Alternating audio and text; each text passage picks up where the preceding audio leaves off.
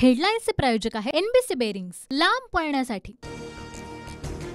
मराठा समाजाला आरक्षण देण्याचा आमचा मानस, पण काही लोकांना झटपट निर्णय लागता। जरांगेंच्या उपोषणावर अजित पवारांकडून भाष्य। 21 तारखेपर्यंत अधिसूचनेची अंमलबजावणी करा, अन्यथा मराठ्यांच्या रोषाला सामोरं जावं लागेल।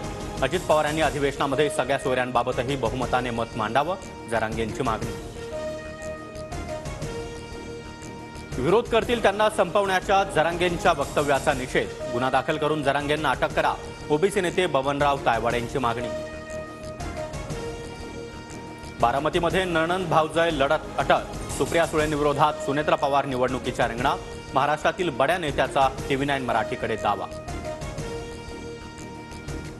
राजकारणामध्ये नाती नाही तर जबाबदारी असते, भाजपसोबत उभे राहतील त्यांच्यासोबत आमची वैचारिक लढाई, सुप्रिया सुळेंची प्रतिक्रिया।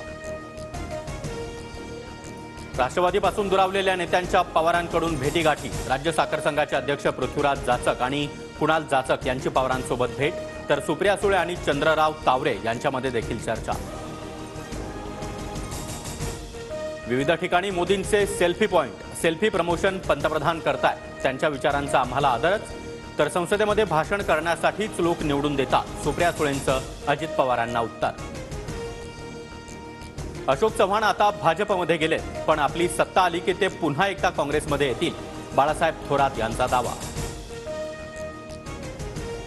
अमित शहा स्वतः मातोश्रीवर आले होते, मिंध्यांच्या डोक्यावर परिणाम झाला, मोदी शहांसोबत राहून त्यांना खोटं बोलण्याची सवय लागली आहे, संजय राऊतांचा शिंदेंवर हल्लाबोल।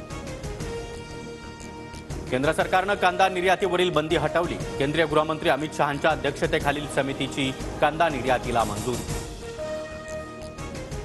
अमित ठाकरेंवर मारहाणीचे आरोप करणारे महेश जाधव यांचा अजित पवार गटात प्रवेश, उपमुख्यमंत्री अजित पवार यांच्या उपस्थितीमध्ये पक्षप्रवेश सोहळा। आदित्य ठाकरे आज मुख्यमंत्री शिंदेंच्या बालेकिल्ल्यात, ठाकरे गटाकडून दौऱ्याचा टीजर रिलीज, आदित्य ठाकरे ठाण्यामधील पदाधिकाऱ्यांसोबत संवाद साधणार। सम्राट बाळासाहेब ठाकरे यांचा रक्ताचा।